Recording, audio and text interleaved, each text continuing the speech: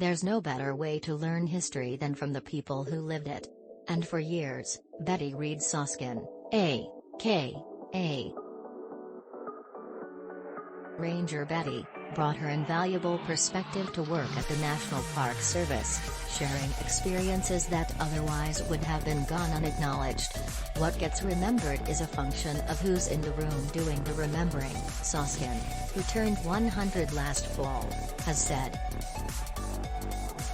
For years, Soskin was the oldest active ranger in the Park Service, leading public programs at the Rosie the Riveter / World War II Homefront National Historical Park in Richmond, California. That chapter of her rich life has finally come to a close. She retired on Thursday, capping a career that saw her enrich age.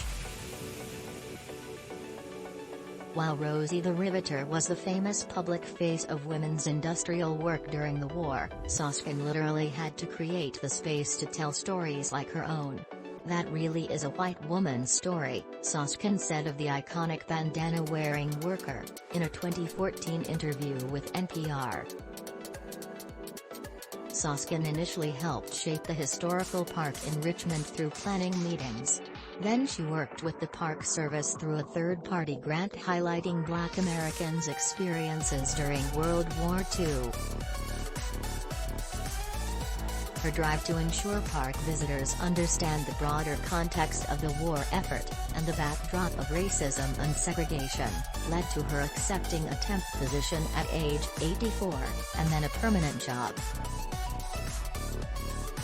As a young woman during World War II, Soskin worked as a shipyard clerk for an all-black auxiliary lodge of the Boilermakers Union, which didn't allow people of color to join as regular members.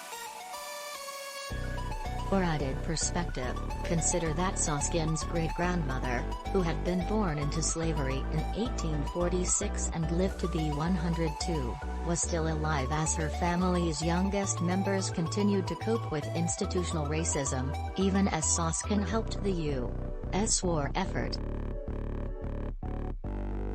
In 1945, Soskin and her husband, Mel Reid, opened a renowned record store, Reid's Records, in Berkeley that stayed in business for nearly 75 years before closing in 2019, selling soul and gospel music.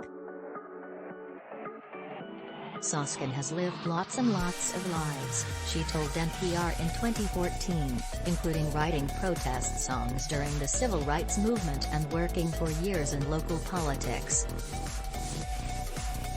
Years after enduring segregation, she used those experiences to add vivid life to tours and discussions at the Rosie the Riveter Homefront Park. Accolades have rolled in for Soskin. The California Legislature named her Woman of the Year in 1995. The World War II Museum in New Orleans awarded her its silver medallion. She has a middle school named after her. And in 2015, Soskin introduced President Barack Obama during the national tree lighting ceremony in Washington. For that occasion, she carried a unique piece of her own history in her pocket, a photo of her great-grandmother.